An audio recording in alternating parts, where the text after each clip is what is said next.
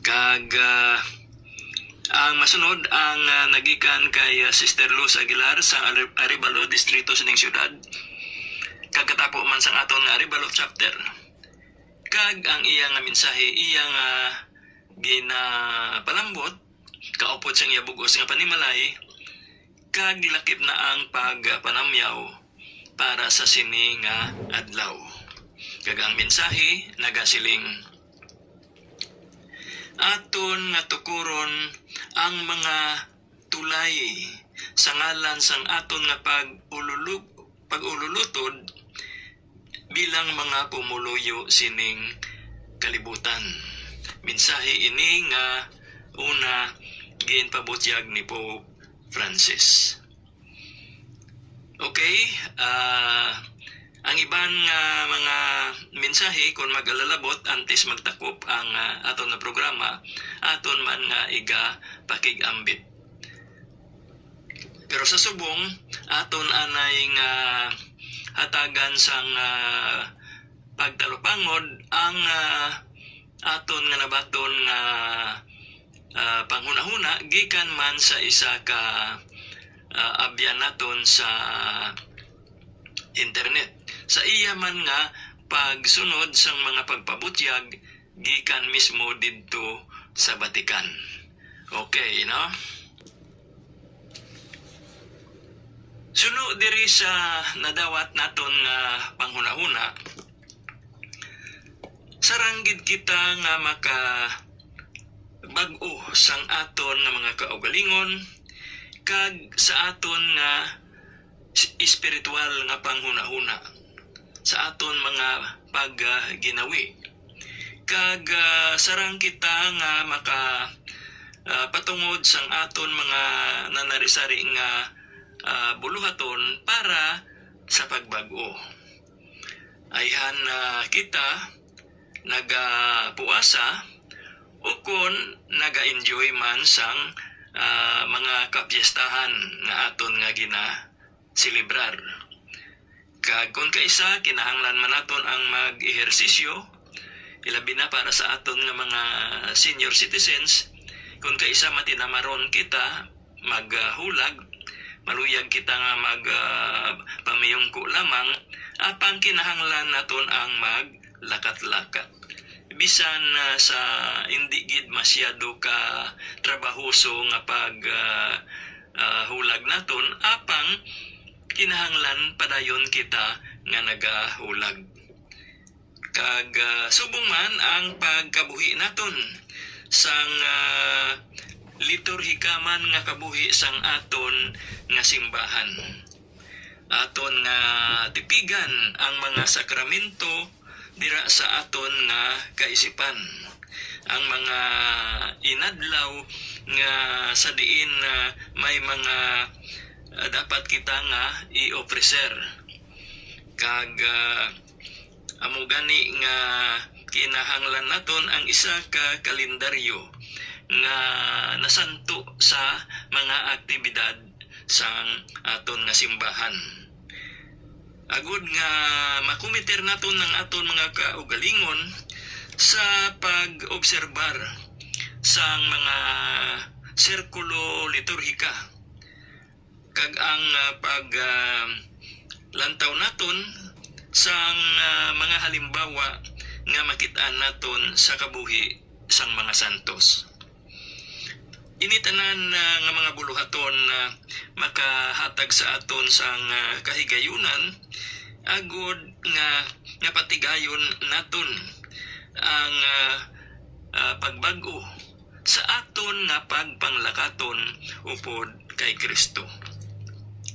Kag agud man nga aton nga mahatagan inspirasyon ang mga nagapangita sang mga pamaagi, agud mapabakod ang ilang pagtuluohan sa aton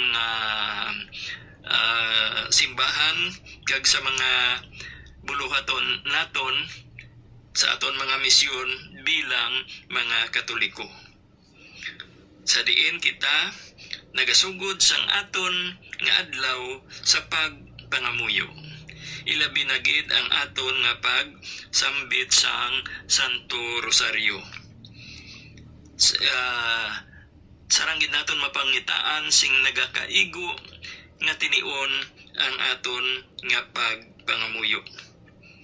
Kagdugang pa diri ang pagpakita man naton sang pagkamaalwan kag pagkamalulo sa aton nga isig kapareho.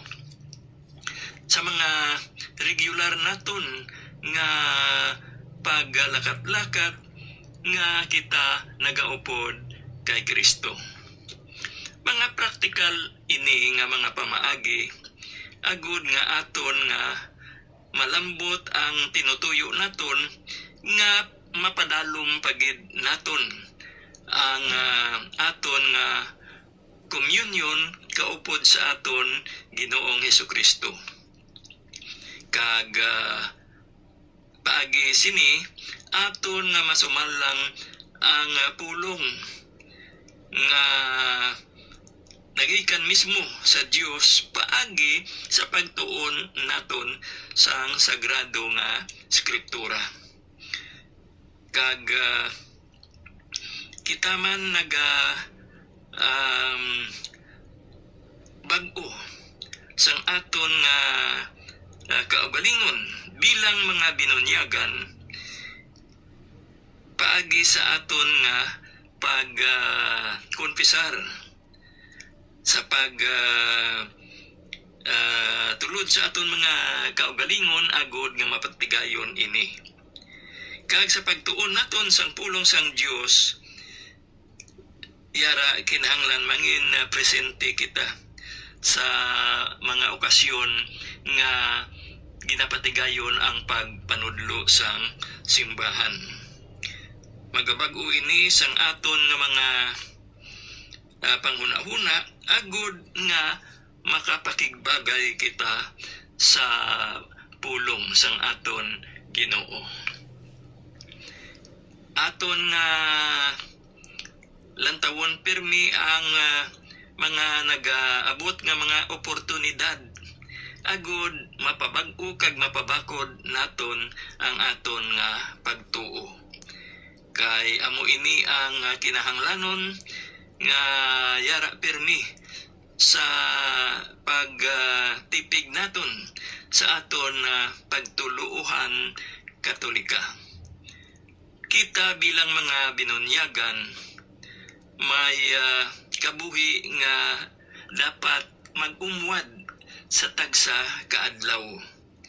Gani nga kung anuman nga oportunidad ang nagaabot, agud nga matuman naton ang mga saad sa aton nga pagka-binunyagan, aton ini nga hakson, aton ini nga ipahamtang sa aton nga mga buluhaton nga ginatipigan naton. Ang aton nga pagka-binunyagan nabase sa sakramento nga nagawala sang orihinal nga sala nga nanginduna sang pagbunag naton diri sa kalibutan. Kag ang ining pagkabinunyagan naton nagapakita kag nagapapag-on sa aton nga mga Katoliko. Kay ginaupdan ini sang matag-adlaw nga pangamuyo, pagsambit sang Santo Rosario, kag pagpasakop sa regular nga santos nga misa. Bilang mga katawhan, ini mangin